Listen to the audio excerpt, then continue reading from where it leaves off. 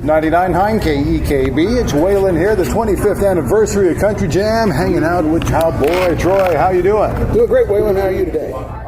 I see. So have you ever met just a remarkable talent that because they did not have an understanding of the business, their futures did not become realized? It happens. You know, there are times when it happens where, you know, you see someone with immense talent, but they perhaps may not have the level of want to and spunk that is required. You know, it's a lot of time. It's a time-consuming everything from writing and crafting songs to practicing your vocals or your singing, your rapping, whatever it is, to practicing getting involved with your social media, making sure your fans know that you're connected. There's a whole lot to it, and it's a full-time job, and people need to treat it as such. Years ago, I was hanging out with Eddie Rabbit. Matter of fact, just shortly before he passed away, and he said to me, if you want to make it in the music business, again, this is 20 years ago, you have to go to Nashville. Stop what you're doing, pick up, and go to Nashville. If somebody did that, you're getting off the bus right now, what do they do? Well, the first thing you need to do is kind of find out where the places are that you can play, places that have open mics, places that have a lot of traffic, because Nashville is a vacation city. It's a tourist spot. People will come in from all over. And I've been there where I've seen people singing up and down Broadway, and they're singing, an acoustic set at the lunch hour, and they're hanging out because people are there all the time. And there are people that are hanging out, and you need to be where the artists and other artists that are trying to get into the business are. You make friends with people. Spend a lot of time getting involved in open mic nights and really get involved with writing, because crafting your songs is what's really going to help you get better as an artist.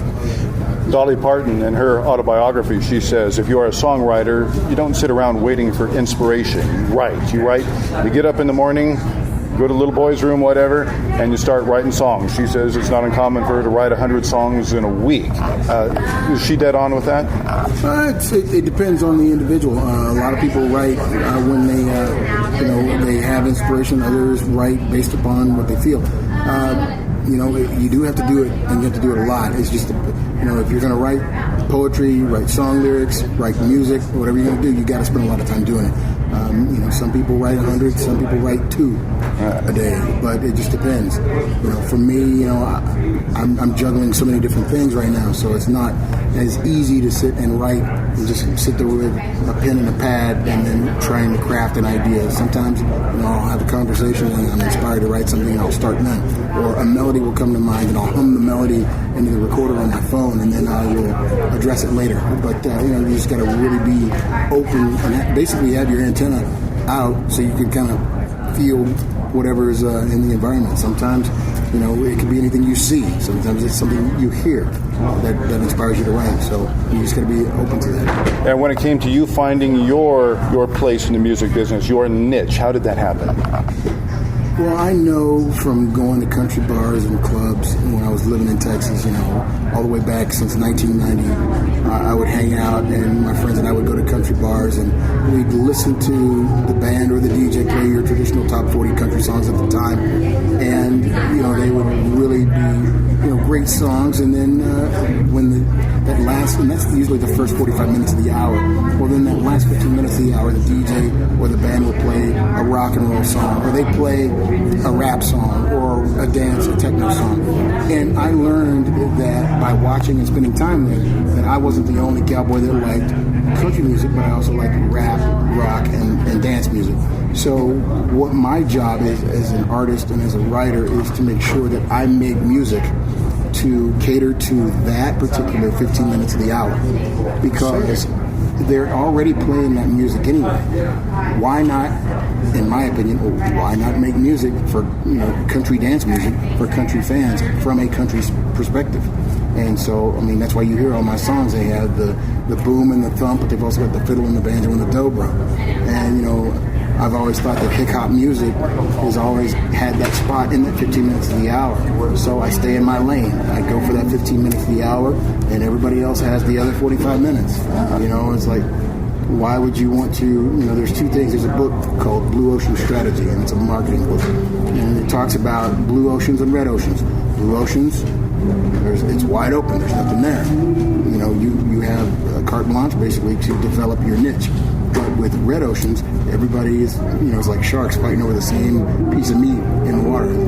red ocean, it's bloody, all that stuff. So why, try and fight somebody for the same piece of real estate when you can go out here when there's unlimited potential in the other spot? And that's how I approach it, and that's what I look at. You've also really embraced television, or I should say maybe television has embraced you. You pop up every time I turn around. How'd you get involved there? Well, television is always something that I've always been interested in, and I remember as a kid I used to want to be a game show host because I spent a lot of time watching Chuck Woolery and Wink Martindale and Bob Barker.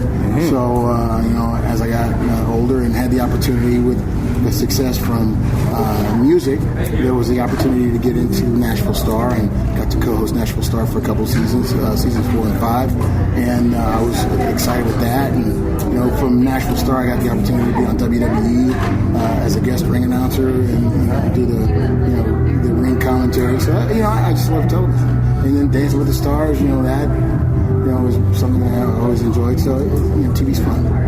All right, how can we learn more about your career, where you're going to be? Where can we stay in touch with you? I'm always available on Twitter at Cowboy Troy. You can find me on Facebook, facebook.com/Cowboy Troy, and Google plus Cowboy Troy. There's all kinds of social media that I'm out there, and I'm easy to find. Okay, and insofar as your performance today, what can we expect?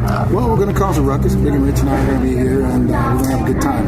I've got some new music that I'm playing. There's a song that I wrote with a guy named Jason Mitchell, and hopefully we'll get an opportunity to play the song Party Up in the set, and looking forward to it. What's coming up in the remainder of this year for you?